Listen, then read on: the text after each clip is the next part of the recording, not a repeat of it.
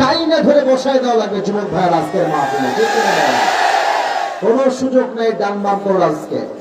আজকে মন মতো ওয়াজ পুরো বছরে একটা দিন মাহফিল, একটা ঘন্টা যদি মন দিয়ে ওয়াজ শুনতে না পারি তাহলে মাহফিল কমিটি সফল হবে কেমনে? ঠিক কিনা বলেন? একটা যুবক ডান বাম হবে না। তোমাদের জন্য কিছু কথা বলি, সারা রাত, তাই না? তুমি থাকো, আমি বাড়ি যাবো, সারা রাত ওয়াজ করতে হবে। আচ্ছা, এদিকে তাকান। আমি যুবকদের জন্য প্রথম মেসেজ দিতে চাই, তোমরা যারা এসেছো আজকের মাহফিলে, তোমাদের বয়স মেবি বেশি একটা হবে না, 19, 20, 18, 16, 17, 21, 22 অন এন অ্যাভারেজ মেবি।